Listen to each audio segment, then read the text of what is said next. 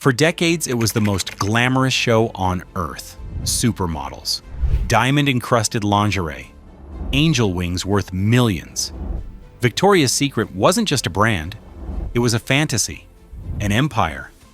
At its peak, $8 billion in revenue. But behind the glitter and the runway lights, there was something else. A toxic culture, powerful men, abuse, and secrets that would eventually destroy everything. This is the story of how the world's biggest lingerie brand became one of the biggest corporate scandals in modern history. Victoria's Secret was founded in 1977 by Roy Raymond, but it was a nobody brand. Then, in 1982, a man named Les Wexner bought it. $1 million, that's all he paid, and he turned it into a billion-dollar empire. Wexner was a genius, a retail visionary. He created the Victoria's Secret catalog. Sexy, aspirational, everywhere. Then came the fashion show, 1995. The first televised show, supermodels walking the runway, wings, diamonds, fantasy.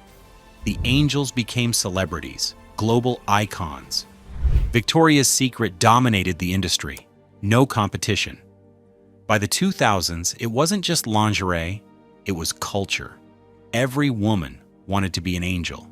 Every man wanted to watch the show. In 2001, the fashion show hit 11 million viewers. The brand was unstoppable. But there was a problem. The empire was built by two men, and those men had secrets. Les Wexner, billionaire, CEO of L Brands, Victoria's Secret's parent company, and Ed Razek, chief marketing officer, the man behind the angels. These two controlled everything, the shows, the casting, the image. But behind closed doors, former employees say it was different, very different.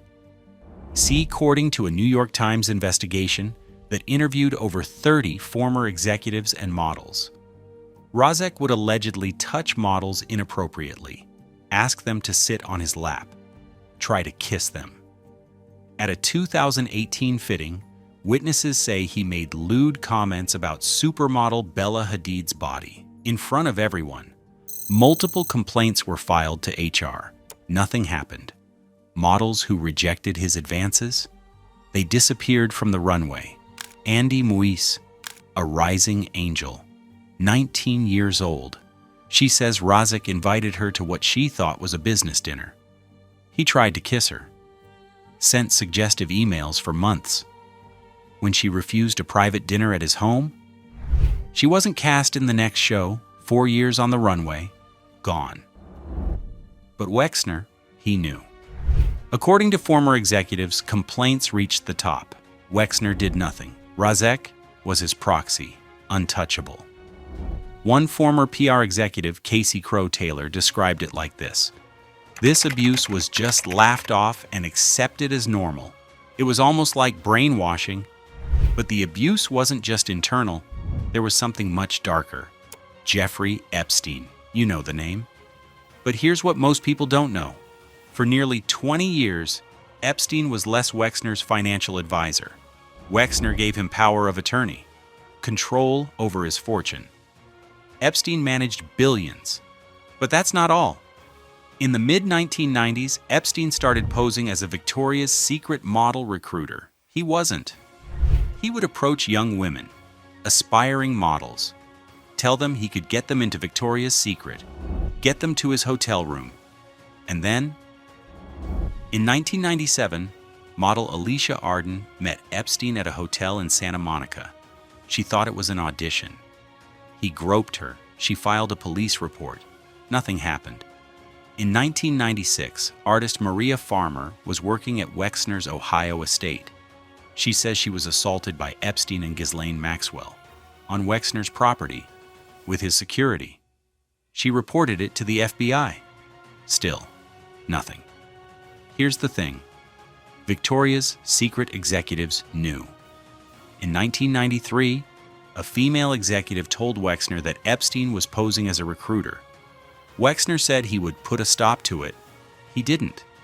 Epstein continued for years, using Victoria's Secret, using Wexner's name, to prey on young women. In 2007, Epstein was charged with soliciting a minor. Only then did Wexner cut ties, but the damage was done. In 2019, Epstein was arrested again. Sex trafficking. Conspiracy. He died in prison before trial. The connection to Victoria's Secret exploded into the media, and the brand's reputation shattered. By 2016, Victoria's Secret was already struggling. The fantasy wasn't selling anymore.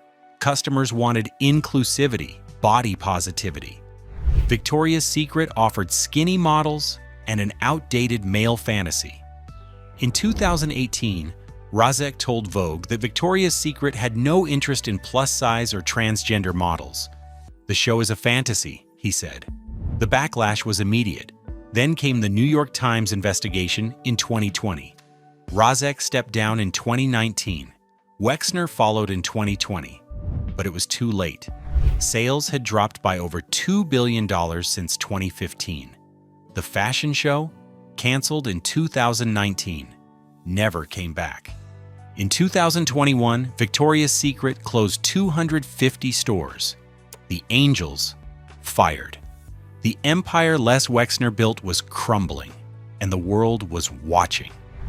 In 2022, Hulu released Victoria's Secret: Angels and Demons, a 3-part documentary exposing everything: the abuse, the harassment, the Epstein Connection.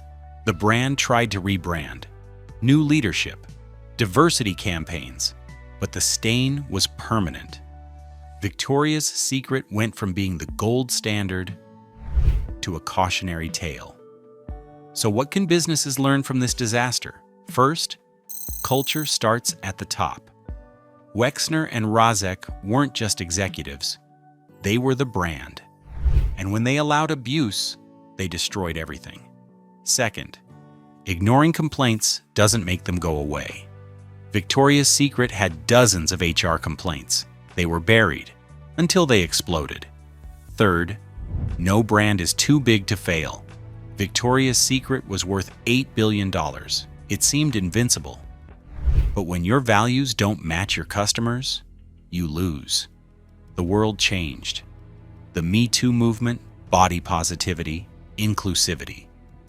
Victoria's Secret refused to change with it. They stayed stuck in a fantasy created by 2 powerful men, and that fantasy became their downfall. Today, Victoria's Secret still exists, but it's a shadow of what it was. They're trying to rebuild. New models, new messaging, but trust? That takes decades, and some damage can never be undone.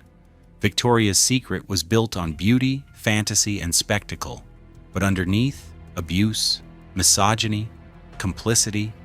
The angels fell from grace, not because of bad products, but because of bad people, and the secrets they kept. This is what happens when power goes unchecked, when profit matters more than people. When a brand forgets that behind every fantasy, there are real human beings.